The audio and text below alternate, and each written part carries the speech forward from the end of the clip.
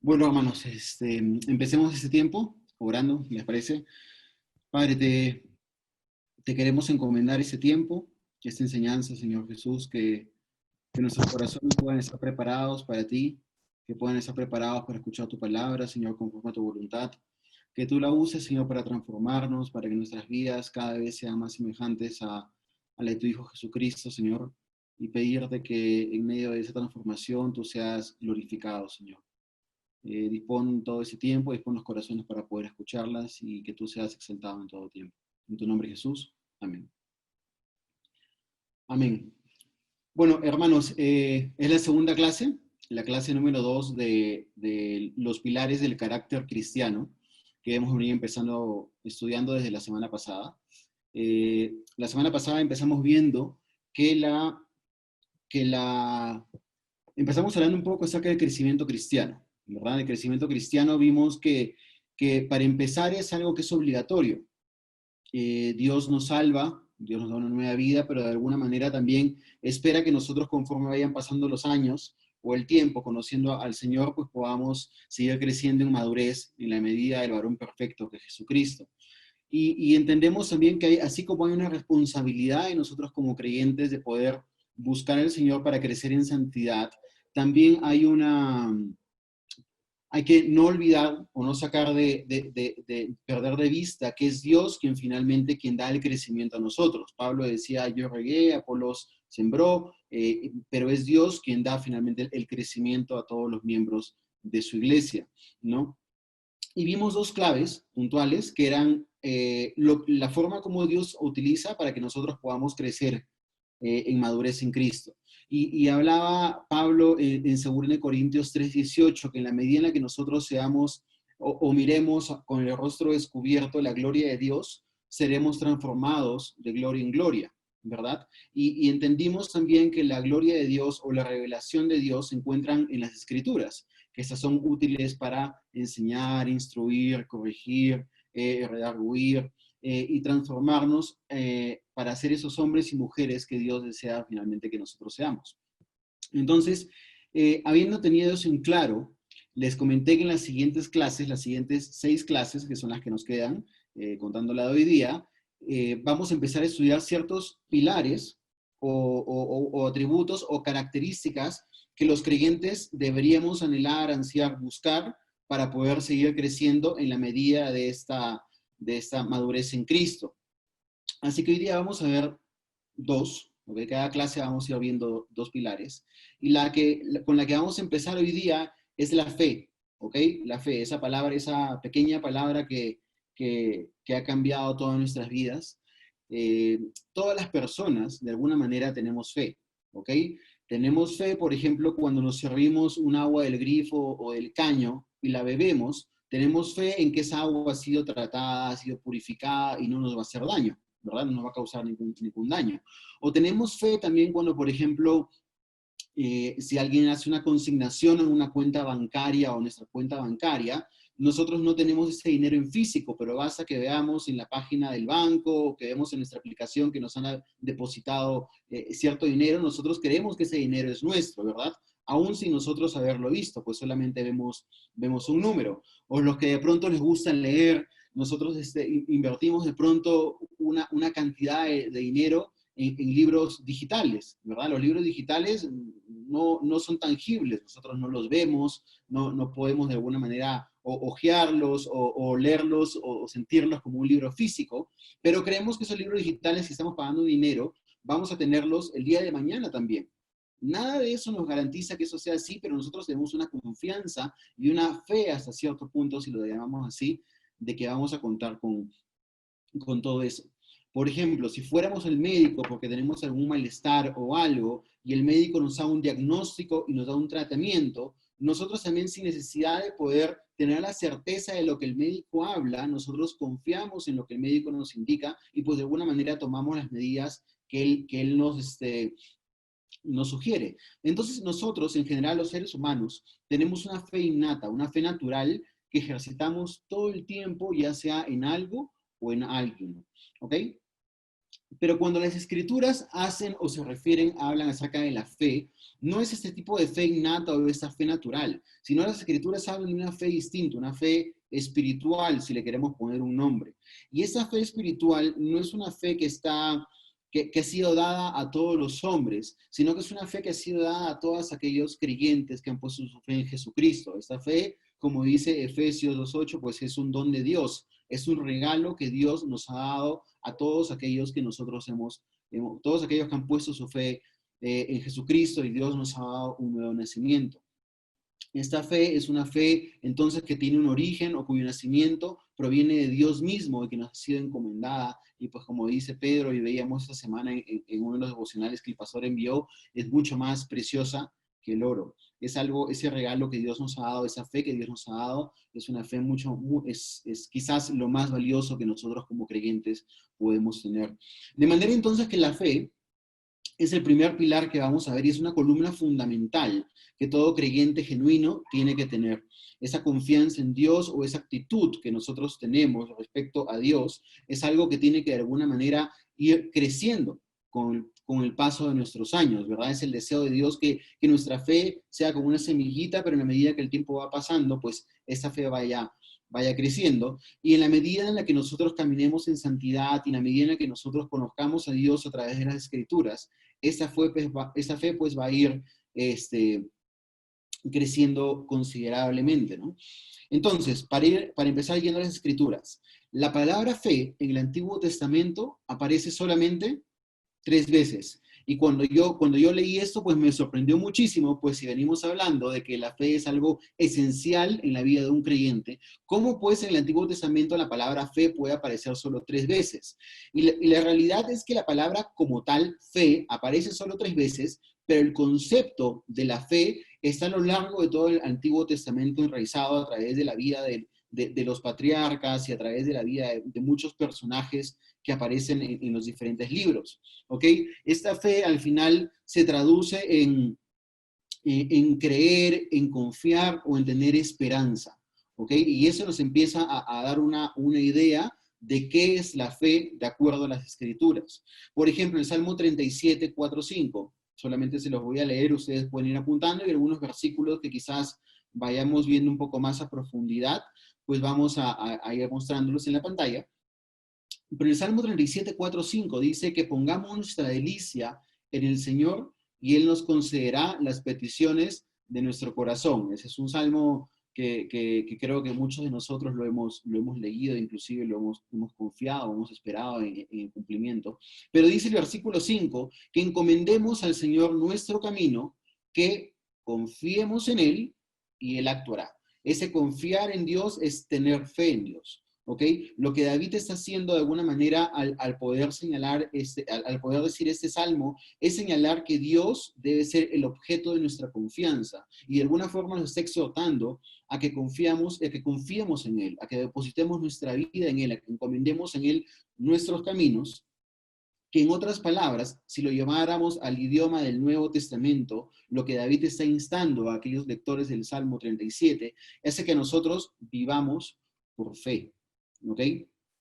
Por el contrario, podemos encontrar también en Proverbios 33, Proverbios 3:5, nos enseña que hay advertencias en contra de creer o de tener fe en nosotros mismos. Y esto es algo que aquellas personas que quizás están recién conociendo a Dios, les puede sonar una locura, porque vivimos en un mundo, vivimos en un sistema donde de alguna manera pues la confianza en uno mismo, el seguir a nuestro propio corazón, pues son estandartes que guían a nuestra sociedad del día de hoy, ¿cierto? Entonces, cuando nosotros encontramos en el Proverbio 3:5 algo que dice, confía en el Señor de todo tu corazón y no te apoyes en tu propia prudencia, pues es prácticamente como la palabra de Dios o la Escritura sale a contrarrestar o a pararse como una roca firme contra toda aquella enseñanza que no proviene de Dios y que de alguna manera apunta a que confiemos en nosotros, a que nos exaltemos en nosotros. Porque al final, si es que nosotros confiamos en nosotros mismos y las cosas salen bien, eso nos lleva ¿a qué? A glorificarnos a nosotros mismos, a exaltarnos a nosotros mismos, a decir, bien, he tomado una muy buena decisión, sabía que mi corazón no me iba a engañar, Y cuando las cosas salen bien, pues eso nos lleva de alguna manera a no darle la gloria a Dios. Por el contrario, cuando nosotros confiamos en las Escrituras, cuando nosotros confiamos que es lo que la palabra de Dios dice, y las cosas resultan, o de pronto no resultan, como vamos a ver en un momento, pues podemos aprender a dar la gloria a Dios. ¿Ok? Eso fue en el Antiguo Testamento. En el Nuevo Testamento, sin embargo, la palabra fe se dispara. La palabra fe es la traducción de la palabra pistis o pisteo, dependiendo si es un sustantivo o un verbo, pistis o pisteo, y aparece más de 300 veces, y en la mayoría de los casos está relacionada directamente con la obra de Jesucristo. ¿Ok? Entonces, ¿qué podemos entender cuando encontramos la palabra fe en el Antiguo Testamento? Que la fe es la actitud por medio de la cual el hombre deja de confiar en sus propios esfuerzos, en su propia prudencia, para obtener la salvación. Ya sea que nos se trate o que confiemos en obras piadosas, en que somos personas con una alta ética o lo que sea, la fe es la actitud de completa confianza en Cristo y solamente en Él en cuanto a todo lo que significa la salvación. Es decir, lo único que un creyente genuino necesita para poder entrar en el cielo y tener una comunión con Dios es poder depositar o confiar en la obra de Jesucristo. No confiar en nuestras obras, no confiar en cómo nosotros nos sentimos, en cómo nosotros hemos actuado o en todo ese tipo de cosas que a veces pueden traer gloria a nosotros mismos, sino que la fe genuina de un creyente es aquella que reposa y descansa en que la obra de Jesucristo es suficiente y es lo único que nosotros necesitamos en cuanto a temas de salvación. La Confesión Bautista de 1689, y la voy a citar, dice esto acerca de la fe espiritual o salvadora. Dice lo siguiente: el cristiano es capacitado para confiar su alma a la verdad así creída y también actúa, subrayemos esa palabra, actúa de manera diferente, según sea el contenido de cada pasaje en particular, produciendo obediencia a los mandatos, temblando ante las amenazas y abrazando las promesas de Dios para esta vida y para la venidera. En palabras sencillas, lo que esta confesión trata de enseñarnos, que al final no es que la confesión tenga autoridad en sí misma, sino que en la medida que la confesión esté basada en la escritura, pues es válida, porque esa es la escritura finalmente quien está enseñando, y la confesión de alguna manera solo está sistematizando esas verdades. Lo que este texto que acabo de citar dice es que cuando nosotros verdaderamente creemos en las escrituras, nuestras personas, nuestro ser va a tener una respuesta a ellas. Si es que nosotros leemos en un pasaje no sé, por ejemplo, el pasaje en Proverbios hablando de la mujer adúltera. Si tenemos advertencias acerca de la mujer adúltera, nuestros corazones van a temblar ante esa advertencia. Nosotros vamos a tomar acciones respecto a eso, porque creemos que lo que el proverbio está enseñando es algo genuino. Por el contrario, cuando nosotros creemos también en aquella promesa de nuestro Señor Jesucristo, cuando Él dice que Él estará con nosotros todos los días de nuestras vidas hasta que Él vuelva, hasta el fin del mundo, entonces nuestro corazón siente descanso y siente esperanza, pues creemos que lo que hemos leído en ese texto es verdadero y es cierto. Entonces la fe genuina no solamente es un entendimiento intelectual o un asentamiento intelectual, sino que de alguna manera causa que nuestras emociones y nuestro ser se volque y tome acciones palpables, ¿ok?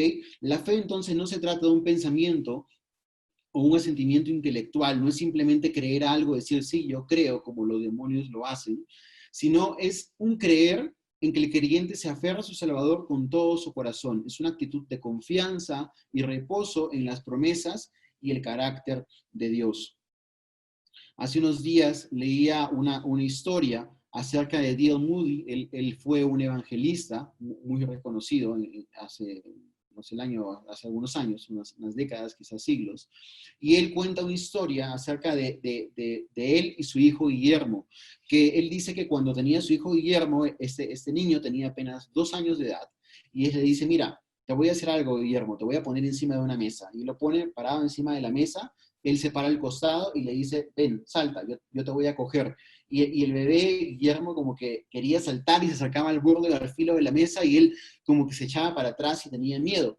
Y Moody le decía: vamos, no tengas miedo, yo soy tu padre, yo te voy a estar cogiendo. Y de nuevo Guillermo se sacaba al filo de la mesa y se frenaba con temor. Y Moody le dice, ¿acaso temes que yo no te coja? Mis brazos son muy grandes, vamos, salta. Y en ese momento Guillermo salta y Moody, su padre, lo toma en los brazos y lo abraza y lo pone en el piso. Y automáticamente Guillermo se subió de nuevo, cogió la silla, se subió de nuevo a la mesa y se volvió a aventar. Y su padre lo volvió a coger. Y Moody le dice a su hijo, yo quiero que entiendas que yo te he enseñado el día de hoy el concepto de la fe. Tú no tenías fe en mí, tú no confiabas en mí cuando yo te puse en esa mesa y te insté a saltar porque no sabías si yo te iba a coger. Pero en el momento en el que tú decides creer que yo soy tu padre, que soy yo quien de alguna manera te está sustentando y que no voy a dejar que caigas, entonces el pequeño subió no solo una vez, sino 2, 3, 4 veces, porque la fe de Guillermo había sido probada y había sido crecido, había crecido en todo ese tiempo y el día de hoy confiaba más en su padre Moody. Entonces, de alguna manera podemos ver que la fe de nosotros como creyentes es algo que va a ser continuamente pues probado con la finalidad de que esta sea purificada y siga creyendo. Y vamos a ver ahora un ejemplo en las Escrituras. Y vamos a ver un ejemplo en las Escrituras acerca de un personaje que creo que refleja muy bien la fe. Y es uno de los profetas del Antiguo Testamento. Vamos a hablar acerca de Habacuc durante los próximos 5 o 7 minutos, probablemente. Y cómo este ejemplo de Habacuc es un ejemplo de una fe genuina. ¿Ok? Para ponerlos en contexto, y les voy a pedir que los que tienen la Biblia a la mano lo vayan buscando el libro de Habacuc, porque sé que va a tomar algunos segundos encontrarlo probablemente en la Biblia. Vamos a leer algunos versículos de ese libro. Y yo les voy a poner en contexto. Finalmente, el ministerio de Habacuc es un ministerio que se da como que en el año 625, 600 antes de Cristo. Es un ministerio que estuvo enfocado en el reino del sur, en el reino de Judá, ¿ok? Habacuc era contemporáneo de otros profetas quizás más conocidos como Jeremías, Ezequiel o Daniel, y pues él de alguna manera ministró cuando en el mundo el imperio asirio, que era el que gobernaba sobre la mayoría del mundo conocido en ese entonces, pues empezaba a decaer y el imperio babilonio empezaba a levantarse. El rey Josías, quien fue conocido como un reformador, uno de los reyes que de alguna manera hizo que el pueblo de Judá volviera a la palabra de Dios y le puso el lugar que correspondía, el rey Josías había fallecido ya unos años antes. Y en el momento en el que el rey Josías fallece, como es algo muy común dentro del Antiguo Testamento, el pueblo de Dios nuevamente se volcó a los ídolos, se volcó a vivir vidas ajenas a la palabra de Dios. Y Dios de alguna manera tomó ciertas decisiones de disciplinar a su pueblo, ¿ok? Y es en ese contexto donde Dios levanta a Habacuc y de alguna forma lo pone por profeta a su pueblo. Así que vamos a leer el primer capítulo de Habacuc. Les voy a compartir.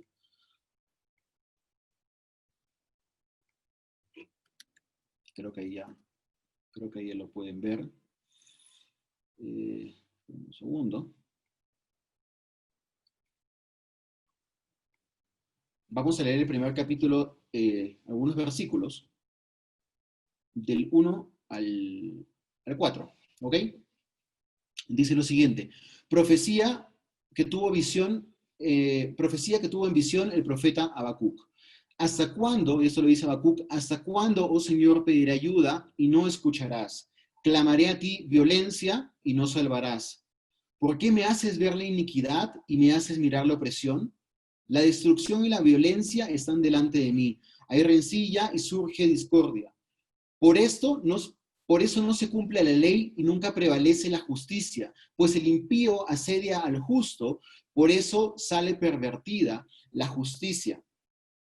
Y si ustedes leen estas palabras, pues se dan cuenta que efectivamente el sentimiento que el profeta quería transmitir en este momento era un sentimiento de frustración, ¿verdad? Esas palabras como que, ¿hasta cuándo, Señor? ¿Hasta cuándo? ¿Por qué me haces ver? Muestra que Habacuc, de alguna manera, en medio de su ministerio, se encontraba cansado y confundido de alguna manera de por qué Dios estaba permitiendo tal situación dentro de su propio pueblo, ¿ok? Entonces, él sentía que de alguna manera Dios no le prestaba atención o no le prestaba oído, dado que no podía haber una respuesta de Dios acerca de la situación que Judá estaba pasando en ese momento. Y eso nos lleva quizás a una primera aplicación que creo que todo creyente ha experimentado alguna vez. O sea, a veces tocan circunstancias en nuestras vidas donde nosotros efectivamente nos desanimamos, nos desalentamos. Eh, Hoy día mismo, ¿hasta cuándo, Señor, durará la cuarentena? Parecía que estábamos saliendo y nuevamente no. Vimos que quizás pronto nos íbamos a poder volver a congregar y lo de hoy día pues nos cae como un balde de agua fría que parece cada vez más lejana esa esperanza de poder vernos nuevamente todos juntos.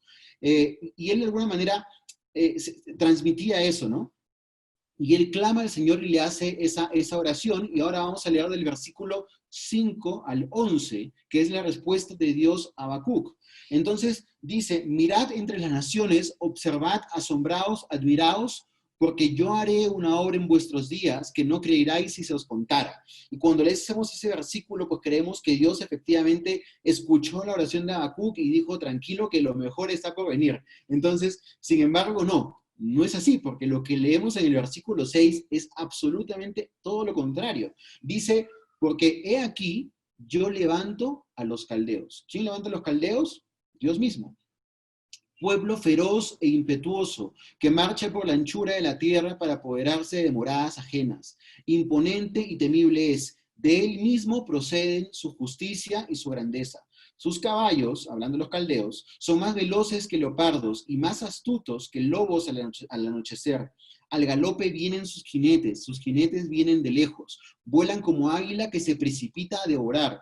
Vienen todos ellos, ¿para qué? Para hacer violencia. Su horda de rostros avanza, recoge cautivos como arena, se mofa de los reyes y los gobernantes les son motivo de risa, se ríe de toda fortaleza, amontona escombros para tomarla. Entonces pasará como el viento y seguirá y se le tendrá por culpable porque hace de su poder su Dios. Esta es una respuesta, hermanos, insólita que recibe Habacuc después de haber clamado a Dios. Él le dice, Señor, ¿hasta cuándo? Señor, líbranos, Señor, ayúdanos. Y Dios, en vez de decirle, está bien, hijo, yo te voy a ayudar, Dios le responde y le dice, al contrario, yo voy a levantar a los caldeos que irán en contra de Jerusalén. Es una respuesta insólita que hace que el profeta de alguna manera aumente su desconcierto, pues claramente no es lo que él esperaba oír en ese momento. Las preguntas que yo me imagino que el profeta puede tener es, ¿cómo es posible que Dios juzgue a su pueblo elegido con un pueblo quizás aún más pagano, aún más malvado que ellos? Y es que el pueblo de los caldeos era un pueblo guerrero, militarizado, agresivo. Ellos fueron parte de los elementos o los agentes que hicieron que el imperio asirio, el más grande en ese momento, como les comentaba, cayera con mayor velocidad. Era un pueblo egocéntrico, rudo, como podemos ver al final del versículo 11, era un pueblo que hace de su poder su Dios. Era un pueblo nuevamente egoísta, era un pueblo soberbio. Ese era el pueblo de los caldeos. Era mucho peor que lo que era el pueblo de Judá. Y Dios utiliza a este pueblo ajeno para poder de alguna manera castigar a su propio pueblo. Y esto pues obviamente no tiene ninguna explicación. ¿Cómo es posible que un elegido de Dios, que un profeta de Dios clame al Padre por ayuda y en vez de recibir ayuda, reciba juicio o disciplina? No tiene ninguna explicación lógica. Entonces, y eso sucede lo mismo con nosotros. A veces clamamos a Dios por diferentes situaciones, por ayuda, y a veces quizás a nuestros ojos, y eso es importante, a nuestros ojos no vemos la mano de Dios o no vemos la obra de Dios. Pero es ahí donde tenemos a donde Dios de alguna manera nos está llevando para que nuestra fe sea aprobada. Es ahí donde nosotros tenemos que tener la misma respuesta que Habacuc tiene en el versículo que vamos a leer, en el versículo 12. Es ahí donde nosotros tenemos, junto con Habacuc, levantar nuestra mirada a la teología a que nosotros tenemos, el concepto que nosotros tenemos acerca de Dios y su palabra. Habacuc, capítulo 1, versículo 12, luego de haber hecho toda esa catarsis, por así decirlo, a Habacuc, él dice en el verso 12, ¿no eres tú desde la eternidad, oh Señor, Dios mío, santo mío? No moriremos. Oh Señor, para juicio los has puesto. Tú, oh roca, los has establecido para corrección. Y a veces cuando leemos esos versículos pasamos quizás muy de largo y es importante que entendamos que Habacuc hizo algo que quizás no estemos notando en este momento. Él está apelando a lo que él sabía acerca de la naturaleza de Dios. Él está recordando quién es Dios o cómo Dios había manifestado en la antigüedad. Por eso es que él dice, ¿no eres tú desde la eternidad, oh Señor, Dios mío, santo mío? Él apela de que este momento que estaba sucediendo histórico dentro de la historia de Judá era solo un momento comparado con la eternidad de quién era Dios. No solo eso, sino que al decir, oh Señor Dios mío, si ustedes ven al lado derecho de la pantalla, en la Reina Valera dice, oh Jehová, ¿verdad?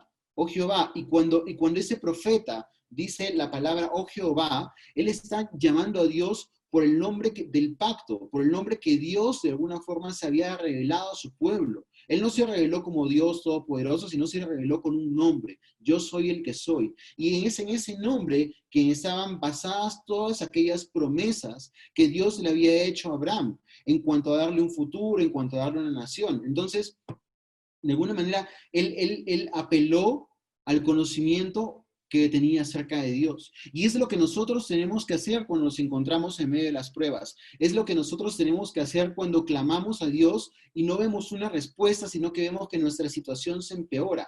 Es ahí donde nosotros tenemos que de alguna forma recordar quién es Dios. Y es ahí donde nuestra fe finalmente va a hallar descanso. Yo creo que si Habacuc hubiera tenido probablemente el Nuevo Testamento a la mano, él hubiera dicho que se hubiera aferrado a aquella promesa que todos nosotros como creyentes tenemos en Romanos 8:28, que dice que todos aquellos que aman a Dios, todas las cosas obran para bien o les ayudan para bien.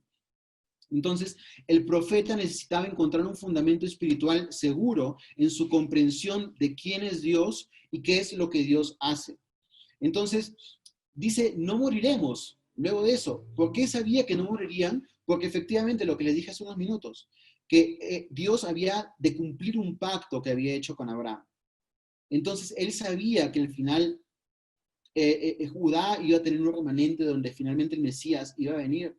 Y dice, oh Señor, para juicio los has puesto. Él aceptó que el castigo que en ese momento Judá estaba teniendo era algo merecido. Él no puso en tela de juicio la santidad, la pureza, la perfección o los propósitos de Dios para el trato que Dios tuvo para con su pueblo. Y es lo que nosotros somos llamados a hacer. Eso, hermanos, es la fe.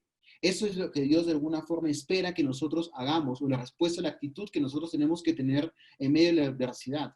Que cuando las cosas empeoran, no importa, nuestro carácter o nuestra fe tiene que ser puesto en el carácter de quién es Dios. Habacuc entendió que una fe genuina no está sujeta a las situaciones que nos rodean, sino al carácter de Dios. De la misma manera, nosotros como creyentes a lo largo de nuestras vidas enfrentaremos circunstancias que nos llevarán a confiar en Dios y de esta manera poder seguir creciendo con nuestra vida espiritual.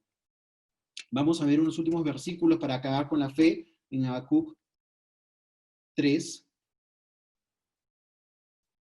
En Habacuc 3, al final, versículo 17 al 19.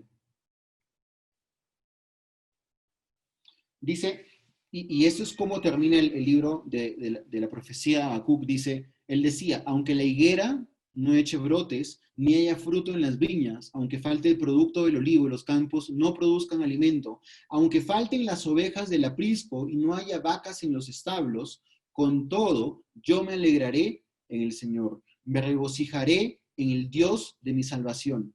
El Señor Dios es mi fortaleza, Él ha hecho mis pies como los de las siervas, y por las alturas me hace caminar. Miren, esos versículos hablan de una fe inconmovible, porque de alguna manera había entendido que aun cuando la sociedad entera se caiga, porque es lo que representaba que la agricultura no dé fruto, o que el ganado no dé, en una cultura como una sociedad como la de la judía, que vivía prácticamente de ganado y de agricultura, el hecho de que las vides o que las higueras no den fruto significaba una crisis económica terrible, una recesión como la que quizás vamos a enfrentar en unos meses. Y el hecho de que los animales tampoco se reproduzcan significaba eso. Sin embargo, aun cuando la sociedad entera se paralice, él tenía la capacidad de poder alegrarse en el Señor. Y ese es el fruto de una fe genuina. Entonces la fe genuina hace esto, confía en el carácter de Dios, aun cuando no entendemos las razones o las circunstancias. Ahora, quiero hacer una pausa aquí y enfatizar que nuestra fe no es una fe en el universo. A veces vemos muchas frases en las ciudades donde vivimos, donde probablemente dicen, vamos, ten ánimo, ten fe, no te desanimes, todo va a salir bien. Y son frases que están en la boca de todo el mundo, creyentes e incrédulos, ¿verdad? Entonces, sin embargo, la fe genuina o la fe que estamos hablando del día de hoy es una fe que está directamente relacionada con Jesucristo. Es una fe en Jesucristo. Les pongo acá Gálatas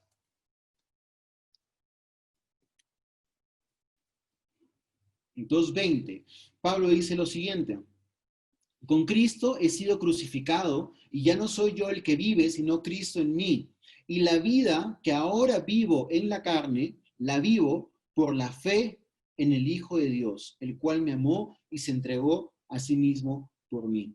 Entonces, lo que este verso hace, o lo que Pablo está diciendo en ese momento, es que toda su vida, sus deseos, todo lo que tiene que ver con él, con sus acciones, es una fe que la hace de alguna forma confiar en el Señor en todo tiempo. No es una fe etérea, no es una fe simplemente en un Dios con D minúscula que obra para que todo vaya bien, sino es una fe en una persona, en la fe en Jesucristo, ¿verdad? Y nosotros andamos por fe, no por vista, con nuestros ojos espirituales finalmente. Y Pablo entendía esto porque él sabía que Jesucristo era la fuente de esa fe, que de alguna manera todas las riquezas en gloria o todas las provisiones que Dios iba a tener para con su pueblo, nacen de las riquezas en gloria en Cristo Jesús, como nos enseña Filipenses 4. Entonces, la clave verdadera para vivir una fe o una vida de fe es entender el medio divino suplido por la presencia constante y poderosa de nuestro Señor y Salvador Jesucristo. Entonces, hermanos, la fe es un pilar del carácter cristiano. Todo creyente que busca crecer en el conocimiento de Dios tiene que buscar crecer en su fe, tiene que buscar que su fe sea ejercitada, que su fe sea probada. Y Dios es finalmente ese Padre amoroso que de alguna forma nos va a ir puliendo o podando o transformando, llevándonos a confiar cada día más en Él. Entonces, hemos hablado de la fe y hemos visto que la fe efectivamente es algo que todo creyente genuino tiene. Es una confianza no en las situaciones, sino en el carácter de Dios, en los atributos de Dios. Es una fe que de alguna forma está directamente relacionada en Jesucristo. Nosotros hemos dado por fe en Cristo. Pero, ¿cómo podemos nosotros hacer tangibles nuestra fe? ¿Cómo nosotros podemos ver si una persona o nosotros mismos tenemos esa fe genuina o no la tenemos? Y esas preguntas que les acabo de hacer ahorita es lo que nos lleva al segundo pilar que vamos a ver el día de hoy. Y este pilar es el pilar de la obediencia, ¿ok? Es el pilar de la obediencia. Para ponerlos en palabras fáciles, la obediencia de alguna manera va a ser nuestra fe visible. Nosotros podemos declarar o creer que tenemos fe si es que nuestra obediencia está acorde a esta fe, si nuestra vida es acorde a esta fe. Por ejemplo, si acordamos aquellas palabras del profeta Isaías en 6:8, el Señor preguntaba al pueblo y él decía, ¿a quién enviaré? ¿Y quién irá por nosotros? E Isaías responde, entonces respondí, heme aquí, envíame a mí. Isaías estaba de alguna manera obedeciendo al llamado de fe que Dios había hecho. Y la palabra fe, para hablar un poquito acerca de esta palabra, viene de la palabra hebrea sama y de la palabra griega hipakou. Y esta palabra, en su sentido primario u original, significa oír o escuchar. ¿Ok? Es algo curioso. La palabra obediencia significa oír, pero no es simplemente oír como alguien escucha una nueva canción, sino es oír o escuchar a los pies o bajo alguien. Es como que da la idea de un maestro que estaba sentado en un altillo y todos sus discípulos abajo se sentaban bajo él para oír las enseñanzas que ese maestro tenía que hacer. Expresa ceder a la persuasión y someterse a la autoridad. Entonces, ese es el significado primario de la palabra obediencia, ¿ok? Entonces, hay algunas cosas que se desprenden de ese significado original. Por ejemplo, si yo me voy a sentar a los pies de alguien para oír lo que esta persona tiene que decir, lo primero que entiendo es que esa persona que está hablando tiene autoridad, ¿cierto? O tiene el derecho de enseñar o el derecho de dar, de mandar. Es alguien que tiene una autoridad especial o por lo menos una autoridad mayor a la mía en el momento de la enseñanza. Y en segundo lugar, ese mensaje que está dando, si yo tengo la capacidad de poder entender lo que el maestro está enseñando, ¿cierto? Es decir, el maestro enseña algo confiando, creyendo que la persona que lo oye lo va a entender. No traemos a alguien que hable en chino y que nos predique los domingos, porque seguramente no entenderíamos nada de lo que habla. Cuando alguien enseña la palabra de Dios, nosotros es el deseo del maestro que aquellos que escuchan entiendan lo que se está enseñando. Entonces la palabra obediencia tiene que ver con alguien que está en autoridad y alguien que esa persona que está en autoridad tiene el deseo de que se entienda aquella enseñanza que se está dando. Entonces, la obediencia, en sencillo, o en ponerlo en fácil, significa someterse a los mandamientos o a los mandamientos de Dios, hacer su voluntad sobre aquello que está basado, claramente revelado en las Escrituras. Tenemos a Dios como nuestra fuente de autoridad, quien enseña algo que está revelado en las Escrituras y que tú y yo el día de hoy podemos conocerlo. Y la respuesta que nosotros tenemos a la autoridad de Dios y a la revelación de Dios, la respuesta acorde a esta revelación, finalmente esa es la obediencia, ¿verdad? Ahora, ¿qué podemos hablar de la obediencia? Hay diferentes tipos de obediencia, si queremos llamarlo de alguna manera. Está la obediencia, por ejemplo, de los fariseos, ¿cierto? Si nosotros comparábamos a un fariseo con un hombre del siglo XXI, probablemente de nuestra cultura, pues notaríamos que el fariseo era un hombre que se vestía de una manera correcta, que no hablaba groserías, quizás, que quizás ofrendaba, era una persona que estaba conociendo la palabra de Dios o conocía las escrituras. Aparentemente un fariseo era un hombre obediente, ¿cierto? Pero la palabra de Dios nos muestra lo contrario. Nos dicen que ellos, su obediencia era con su boca, alababan a Dios, pero su corazón estaba lejos del Señor. Y ese es el punto o el énfasis que quiero hacer ahorita en la obediencia. Que Dios demanda obediencia de nosotros como creyentes, pero no es una obediencia a regañadientas, no es una obediencia de porque me toca obedecerle porque si no me va a ir mal en la vida, sino que es una obediencia que debe nacer de un sentido de gratitud por la obra que Dios ha hecho en Cristo y en nosotros. No es un deseo de obtener méritos o de poder algún día justificarnos delante de Dios porque yo hice esto, y por lo tanto soy una persona obediente y qué bueno por mí, sino que la obediencia es una obediencia que nace de un sentido de gratitud.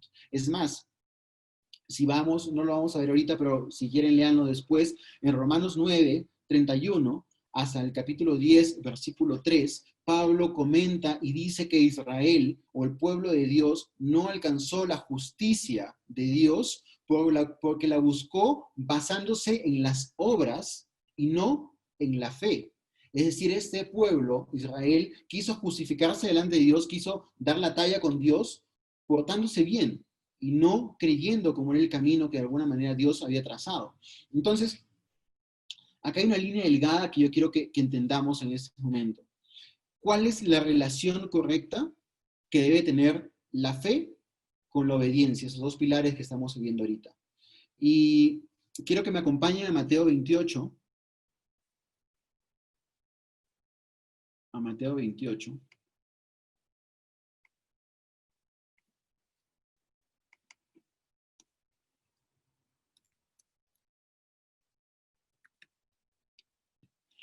Mateo 28, versículo 18 y 19, dice, y acercándose Jesús les habló diciendo, toda autoridad me ha sido dada en el cielo, en la tierra y en la tierra. Id pues y haced discípulos de todas las naciones, bautizándolos en el nombre del Padre, del Hijo y del Espíritu Santo, enseñándoles a guardar todo lo que os he mandado, y aquí yo soy con vosotros todos los días hasta el fin del mundo.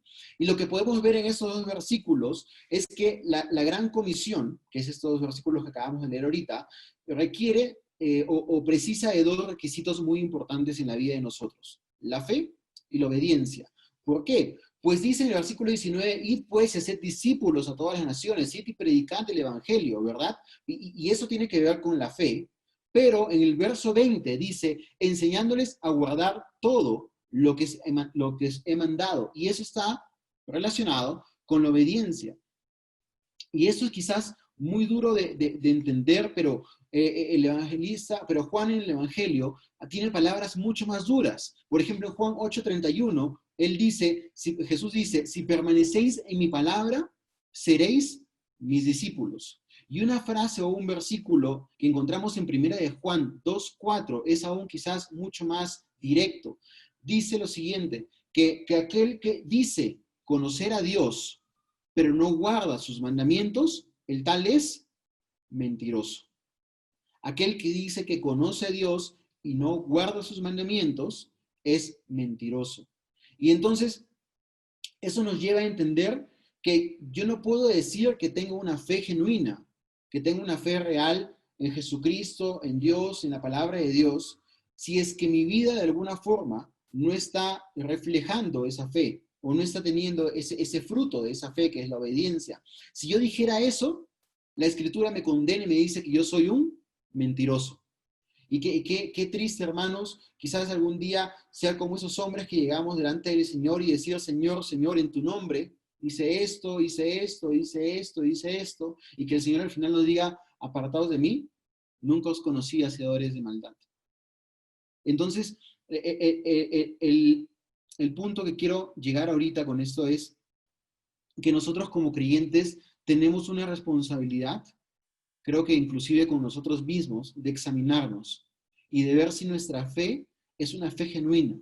Si esa fe no es algo emocional, no es algo que nos guía de una manera mística o solamente decir palabras bonitas, sino que es una fe que se tangibiliza en nuestros actos, que se hace tangible en la obediencia que nosotros tenemos con los mandamientos de Dios. Y si es que nosotros notáramos que nuestra fe en este momento no es cierta, entonces nosotros seríamos hallados mentirosos. Pero gracias al Señor que el día de hoy le envía su palabra y nos permite examinarnos y entender que si fuera nuestro caso, tenemos oportunidad de arrepentirnos delante de Él. Santiago le pone el punto final o la cerecita a este punto, indicando en Santiago 2:17 que aquel que tiene fe y no tiene obras, su fe es muerta, ¿verdad? Para Santiago, la fe genuina traía como consecuencias sí o sí las obras. Y, y esto yo quiero dejarlo claro porque quizás podemos confundirnos o podemos haber escuchado o podemos llegar a creer que nuestra obediencia es lo que nos puede hacer ganar el cielo, o que, y quizás no lo pensamos de esa manera, pero en nuestro corazón quizás sí lo estamos creyendo. Quizás sí creemos que nuestro acceso a Dios depende de lo que nosotros hacemos o no. Y les voy a poner un ejemplo práctico de algo que me pasaba a mí cuando yo recién conocí al Señor. Yo vengo de una iglesia con un trasfondo carismático y la alabanza en general o el tiempo de alabanza y de canciones es algo muy, muy relevante dentro del servicio. Y pues en la alabanza hablaban que la alabanza es el tiempo donde el pueblo de Dios, junto con el director de alabanza, entra en la presencia de Dios y uno ora y levanta las manos y adora a Dios. Y eso, ¿no? Y había días donde yo oraba en el tiempo de alabanza y sentía la presencia de Dios y lloraba y decía, gracias Señor, no has permitido entrar a tu presencia. Y yo decía, ¿por qué? Porque hoy día me levanté, hice mi devocional, leí la palabra, he llegado puntual a la iglesia, entonces el día de hoy puedo alabar a Dios con libertad. Pero el día que pecaba y el día que caía y que desobedecía a Dios y le daba la espalda, y yo me acercaba a ese tiempo de alabanza o de la presencia de Dios, yo me sentía mal con Dios. Decía, no, yo, Señor, no me puedo acercar a ti, no puedo alabarte, no puedo hacer nada. Hasta que entendí que yo estaba pensando en mi corazón que quizás mi acceso a la presencia de Dios dependía de mis obras, dependía de lo que yo había hecho o no había hecho en ese día, y no de la obra de Jesucristo en la cruz.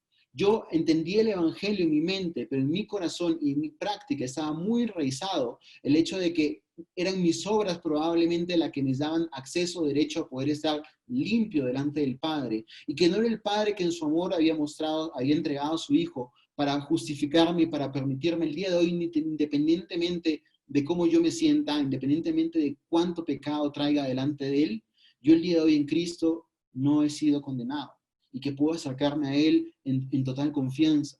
Entonces, quizás nosotros como creyentes no creemos eso, pero en nuestro corazón quizás tengamos prácticas y yo los animo a que de alguna manera pues lo podamos poner a la luz del Evangelio y entender que nuestro derecho de ser hijos de Dios es algo que Dios nos ha concedido por gracia, gracias a la obra de Jesucristo. Entonces, y no perder de vista que es Dios también quien de alguna manera nos santifica. Es Dios quien nos va a ir enseñando o moldeando para hacernos cada vez más hijos obedientes. Y esto sin dejar de lado la responsabilidad que como nosotros creyentes tenemos de vivir vidas rectas delante de Dios y obedecer a sus mandamientos. Entonces la obediencia de alguna forma es parte de nuestra cadena de salvación, de la cadena de la salvación o de nuestra salvación. Es una parte vital. La consecuencia de nuestra salvación siempre será nuestra santificación. Inclusive cuando el Evangelio era predicado, la obediencia era predicada como un mandamiento. Por ejemplo, cuando el Señor Jesús inicia su ministerio, en Mateo 3:2, Él dice, arrepentíos porque el reino de Dios se ha acercado. Y Él manda que el pueblo se arrepiente y tenga una respuesta a esto. Primera de Pedro, le doy esos versículos para no tomar mucho tiempo, para que los apunten y me gustaría que ustedes lo repasen después. Primera de Pedro, capítulo 1, versículo 22 y 23, nos enseña que nosotros hemos sido purificados o que nuestras almas han sido purificadas, dada nuestra respuesta a la obediencia a la verdad. Es decir, nosotros o el mundo, o Dios espera que el mundo obedezca al creer en su Hijo Jesucristo. Por el contrario, si nosotros no creemos o no obedecemos, vamos a ser condenados, como nos enseña 2 de Tesalonicenses, capítulo 1, versículo 8. Indica que cuando el Señor Jesús sea revelado, venga y nos dé de retribución a aquellos que conocen a Dios, y dará también justa retribución a aquellos que no han obedecido el Evangelio. Entonces la obediencia está directamente relacionada con la fe que nosotros como creyentes podemos entender, ¿no? Y quiero ver un punto ahorita, y les decía hace un momento, que es Dios finalmente quien nos santifica, ¿ok? Que es Dios quien de alguna forma ha puesto ese querer como el hacer en nuestros corazones para que andemos en su voluntad. Y es que en el momento de nuestra salvación, cuando nosotros corrimos a los pies del Señor y vimos nuestra condición de pecado y nos hayamos perdido delante de Él y entendíamos que le habíamos ofendido, Dios nos perdonó, pero no solamente nos perdonó como quien borra una pizarra, sino que de alguna manera nos concedió un nuevo corazón. Y quiero que leamos juntos Ezequiel 36. Ezequiel 36, en el versículo 26 y 27.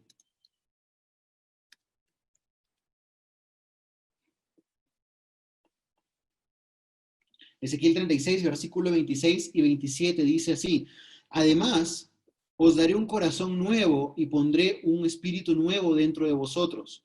Quitaré de vuestra carne el corazón de piedra y os daré un corazón de carne. Pondré dentro de vosotros mi espíritu y haré que andéis en mis estatutos y que cumpláis cuidadosamente mis ordenanzas. Yo quiero ser cuidadoso interpretando este pasaje, pues entendemos que esa es una promesa que Dios le hace al pueblo de Israel a través del profeta Ezequiel, ¿cierto? Pero de alguna manera, nosotros al haber sido insertados en el nuevo pacto, nosotros hemos sido beneficiados también de esa promesa de la regeneración, en donde Dios de alguna manera ha cambiado nuestros corazones de piedra y nos ha dado un corazón de carne. Esa, hermanos, es la ilustración más hermosa de lo que nosotros quizás podemos haber sentido al momento de nuestra salvación. Que cosas que antes no nos interesaban, como leer las escrituras, el día de hoy nos interesan. Que cosas que jamás pasaron por nuestra mente o que nunca planeamos, como formar parte de una iglesia, como levantarnos temprano los domingos e ir a escuchar la palabra de Dios, cosas que nunca estuvieran en nuestra mente, el día de hoy sí las hacemos y sí las deseamos. ¿Por qué? Porque Dios ha cambiado ese corazón de piedra que teníamos, ese corazón insensible, ese corazón duro, que no le gustaba nada, y nos ha dado un corazón de carne que late conforme a su corazón. Y es un corazón que está vivo el día de hoy para las cosas de Dios. Y no solo ese regalo ha bastado, sino que en la gracia de Dios, Dios dice que ha puesto su Espíritu en nosotros para que andemos en sus estatutos. Entonces, si tú el día de hoy tienes el deseo de conocer al Señor, si tú el día de hoy tienes el deseo de cumplir los mandamientos de Dios, es porque esa es una consecuencia de la obra milagrosa que Dios ha hecho en tu corazón antes, en el momento de tu salvación. Entonces, la santificación es ese proceso y esa obra que Dios hace en el creyente posterior a la salvación. No se origina en nosotros, hermanos. No es algo que de pronto un día amaneció y dijo, hoy día voy a vivir una vida que sea agradable a Dios. Eso es algo que es el Espíritu Santo que en nosotros nos pone y nos permite vivir en santidad. Y en la medida en la que nosotros vayamos creciendo en el Señor y conociéndolo, pues ese sentido de compromiso y de dedicación a Dios va a ir también en aumento. En la medida en la que nosotros pasemos tiempo a los pies de Jesucristo, estudiando su palabra, ese deseo de glorificarlo, ese deseo de honrarlo, va a ser en crecimiento en continuo. Quiero ver un último punto con ustedes esta noche, y es hablar no, acerca de la obediencia, sí, pero el fundamento de nuestra obediencia. Y para mí fue mucho aliento poder estudiar este texto, pues de alguna forma me ayudó a ver que el sacrificio o renunciar a mí mismo, a mi voluntad del día de hoy para ir en pos de la voluntad de Dios, no es algo de hoy día, no es algo que tengo una batalla que yo tengo que pelear hoy día solo, sino que es algo que tiene un inicio, un origen desde la eternidad. Nuestras buenas obras, nuestra santificación, que es algo tangible el día de hoy, algo visible, tienen un fundamento profundo, tienen los orígenes en los decretos eternos de Dios. Y quiero que me acompañen a Primera de Pedro, capítulo 1.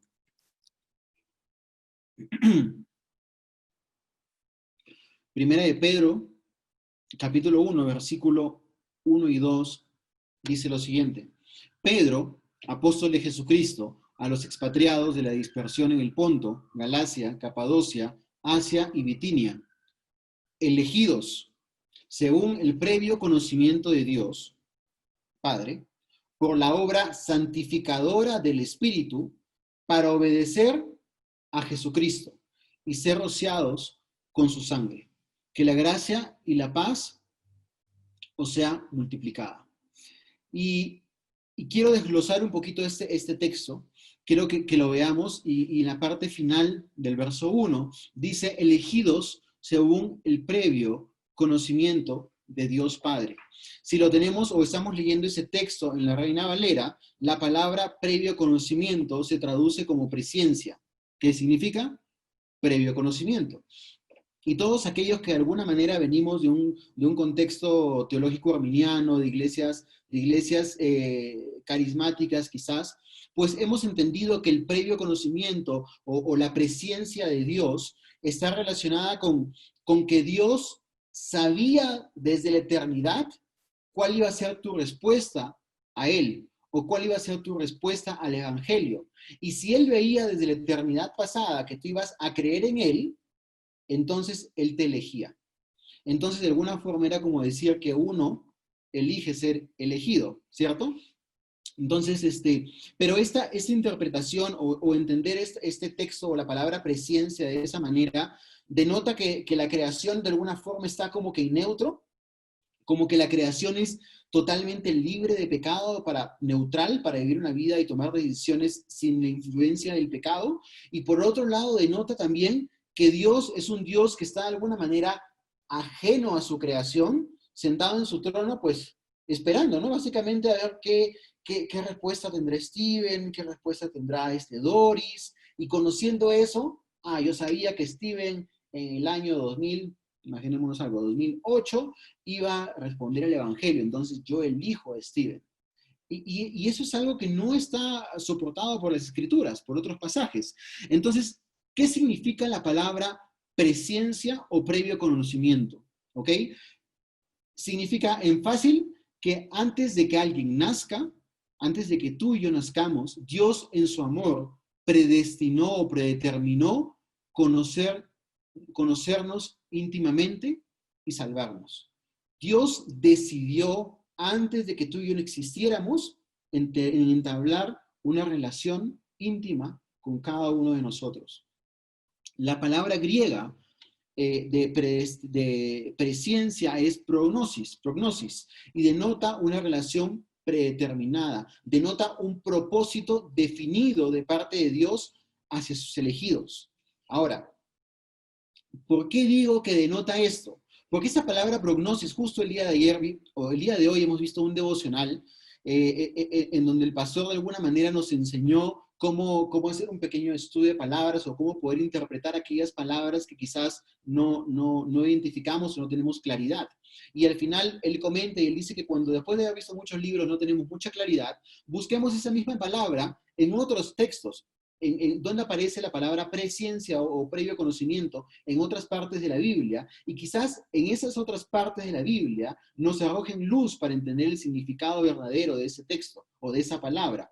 Entonces, esa palabra previo conocimiento, presciencia, aparece en Hechos 2:23, ¿ok? Hechos 2:23, y es el discurso que el apóstol Pedro tiene en Pentecostés. Y él dice lo siguiente, se los leo: varones israelitas, escuchad estas palabras.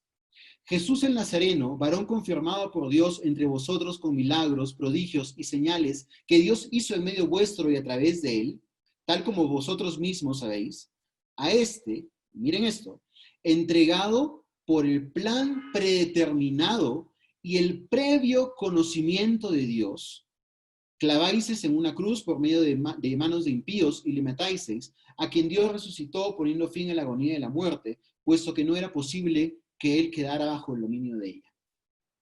Lo que Pedro enseña en este pasaje o en su sermón de Pentecostés a toda esa multitud que los escuchaba atónitos, era que Dios, de alguna manera, era quien había armado un plan predeterminado y había previamente, según su conocimiento, según su propósito, según su voluntad, colocado a Jesucristo como nuestro Redentor y como nuestro Salvador. Entonces la palabra previo conocimiento no tiene que ver con que Dios veía cuál iba a ser tu respuesta en el futuro, sino que la palabra previo conocimiento, prognosis, tiene que ver con el propósito soberano o con un propósito soberano que Dios había determinado de antemano. Entonces, volviendo al texto que estamos viendo en este momento de Primera de Pedro, capítulo 1 y 2, cuando Pedro escribe y dice que nosotros hemos sido elegidos según el previo conocimiento del Dios Padre, significa lo que ese versículo es tan explícito, que Dios en su previo conocimiento, en su plan determinado, en su soberana voluntad, en su decreto eterno, Dios decidió llamarte y salvarte. Él lo hizo, no por la decisión que tú hayas tomado, pues nuestra elección es una elección incondicional.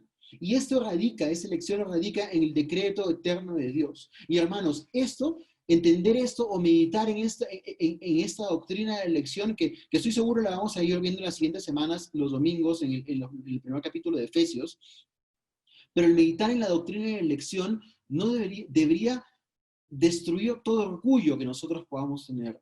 Debería mantenernos humillados delante de Dios. Sinceramente, o sea, el verdaderamente meditar y decir, ¿qué he hecho yo para que el día de hoy tenga el anhelo y el deseo de conocer a Dios? ¿Qué he hecho yo para que Dios perdone mis pecados? ¿Qué he hecho yo para que algún día pueda tener la seguridad que voy a poder estar parado delante de un Dios santo, siendo como yo soy? Cuando entendemos que no hay nada, absolutamente nada, que tú hayas podido hacer para que Dios te elija, eso, hermanos, te va a llevar a la adoración a Dios. Eso te va a permitir contemplar a Dios en su grandeza y mantenerte humillado. Te va a sacar vas a dejar de lado todo egoísmo, todo egocentrismo, todo creer que tu obediencia o tu vida de obediencia es algo que tú puedes jactarte el día de hoy y va a llevarte a darte la gloria a Dios. Cito a John MacArthur, él dice, la elección según el previo conocimiento de Dios es la primera fase de la salvación. El Señor predeterminó antes de la fundación del mundo tener una relación espiritual íntima con ciertas personas. A esas que han creído o que aún creerán al Evangelio antes del fin de la historia. Esa fue la primera parte del versículo, elegidos según la presciencia o el previo conocimiento de Dios. Pero la segunda parte, Pedro sigue hablando y él dice, elegidos según el previo conocimiento de Dios Padre por la obra santificadora del Espíritu. Y eso nos lleva desde el tiempo eterno de Dios, de nuestra elección, al día de hoy, a la obra santificadora del Espíritu. Y hermanos, eso es lo que el Espíritu eso nos lleva al día de hoy, nuevamente les decía, entender que el Espíritu Santo está llevando a cabo hoy día una obra para hacernos cada vez más obedientes a Él, pero esta obra que el Espíritu Santo está llevando el día de hoy no es una obra espontánea, no es una obra que porque el Espíritu Santo hoy día dijo, hoy día voy a ser más obediente a Natalia, hoy día voy a ser más obediente a Lina, sino que lo que el Espíritu Santo está haciendo el día de hoy corresponde al decreto de la elección de Dios en la eternidad pasada. La obra que el Espíritu Santo está haciendo hoy día, santificándote, es una consecuencia o está anclada en la elección que el Padre ha hecho de cada uno de nosotros como miembros de su iglesia. Y eso nos lleva al tercer punto de este versículo. Dice Pedro, se me perdió, dice Pedro, elegidos según el previo conocimiento de Dios, el Padre, por la obra santificadora del Espíritu, y miren esa palabrita, para, yo la pondría en mayúsculas, y esa es tu misión y mi misión el día de hoy, para obedecer al Señor Jesucristo. ¿Por qué Dios te eligió? ¿Por qué el Espíritu Santo el día de hoy te redarguye, te muestra la verdad, te corrige? ¿Por qué lo hace? ¿Por qué te santifica? Para que tú y yo podamos el día de hoy obedecer a Jesucristo.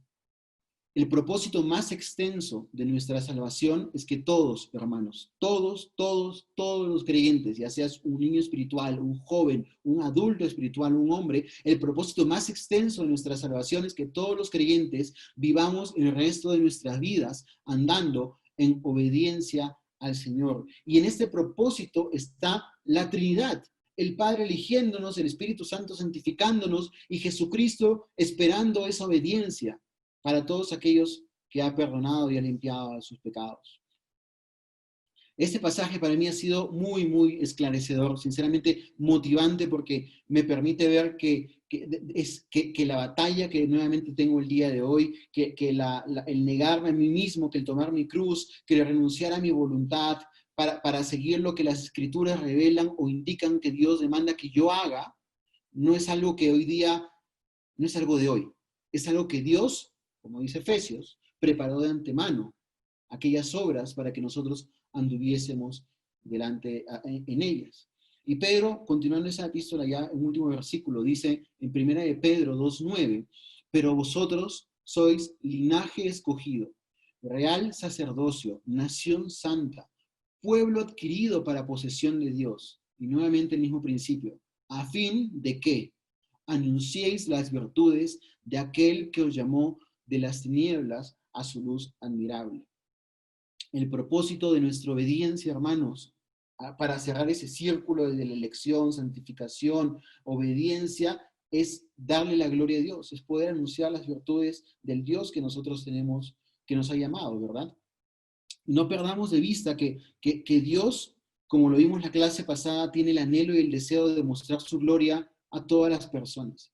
Y en la medida en la que nosotros lo obedezcamos y obedezcamos a la palabra de Dios, seremos agentes. La iglesia obediente va a ser un agente que va a permitir hacer visible esa obra de Dios.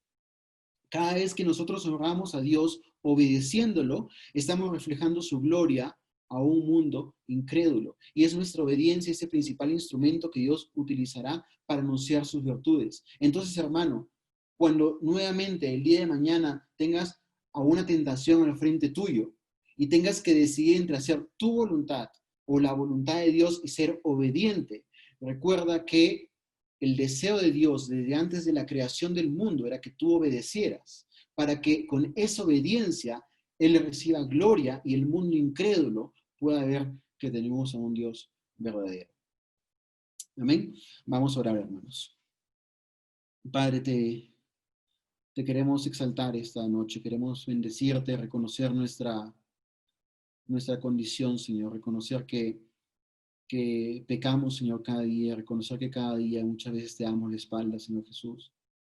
Pero queremos bendecirte porque el día de hoy entendemos que tú eres quien nos ha elegido según tu previo conocimiento, Señor, y que eres tú quien está santificándonos también. Que es tu deseo que nosotros vivamos vidas para obedecerte a ti, Señor Jesús. Transfórmanos, Señor, disciplínanos si es necesario que nos disciplines, Señor, humíllanos si es necesario que seamos humillados. Pero es nuestro deseo, en verdad, que nosotros no seamos estorbo para tu obra, sino todo lo contrario, Señor, que tu iglesia pueda ser una iglesia santa, pura, sin mancha, Señor, y que el mundo cuando voltea a vernos, Señor, a nivel colectivo o a nivel individual, Señor, pueda verte a ti, Señor, pueda haber un pueblo que está deseoso de honrarte, deseoso de glorificarte, Señor, y tú no seas vituperado en medio de tu pueblo, Señor. Santifícanos, Señor, danos la fe y la confianza que finalmente es la fuente de esa obediencia que nosotros tengamos. Aumenta nuestra fe, pon la prueba, Señor, si es necesario, pero que en verdad tu iglesia pueda darte la honra de vida a tu nombre. Te bendecimos y te exaltamos en esta noche. Amén.